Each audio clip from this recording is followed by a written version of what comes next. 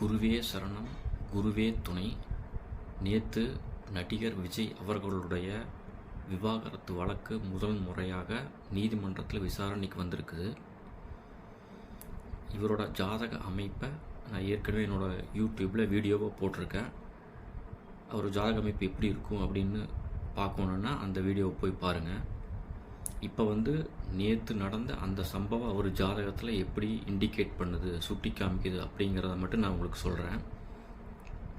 இதை நான் முழுக்க சந்திரனை மையப்படுத்தி நான் எடுத்திருக்கிறேன் இந்த சம்பவத்தை. நேற்று சந்திரன் ரிஷபராசியில் ரோகிணி நட்சத்திரத்தில் 14 டிகிரியில் போயிட்டுருக்கிறார். அவர் பிறந்த காலத்தில் ரிஷபராசியில் சுக்கிரனும் கேதுவும் இருக்கிறாங்க. சுக்கிரன் கிருத்திகை 2ஆம் பாதத்தில் இருக்கிறார். கேது மிருகசீரிசத்தில் இருக்கிறார் அவர் ஜாதகத்தில்.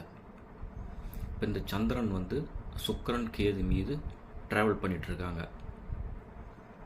அப்போ இவருக்கு சுக்கிரன் அப்படிங்கும்போது ஆணுக்கு சுக்கிரன் மனைவி குறிக்கக்கூடிய ஒரு காரகிரகம், உயிருள்ள காரகத்துவத்தில். கேதுவை அடுத்தது இண்டிகேட் பண்ண போகுது. கேதுங்கிறது ஒரு வழக்கு, வெறுமை, விரக்தி, பிரிவினை இதையெல்லாம் கொடுக்கக்கூடிய ஒரு கிரகம்.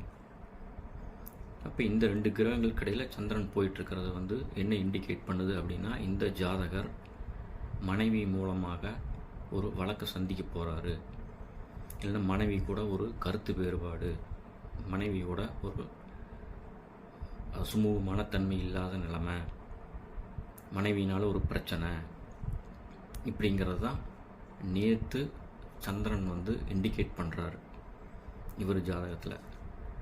ஸோ அதே தான் நேற்று எக்ஸாக்டாக இவருக்கும் நடந்திருக்குது. ஸோ ஒரு மனைவி வழக்கு தொடுத்ததுனால நேற்று நீதிமன்றத்துக்கு போக வேண்டிய ஒரு சூழ்நிலை அப்படிங்கிறத அந்த சந்திரன் இண்டிகேட் பண்ணுது. ஸோ இது இவங்க உறுதியாக பிரிஞ்சிருவாங்களா அப்படின்னா டெஃபினட்டாக பிரிஞ்சிருவாங்க.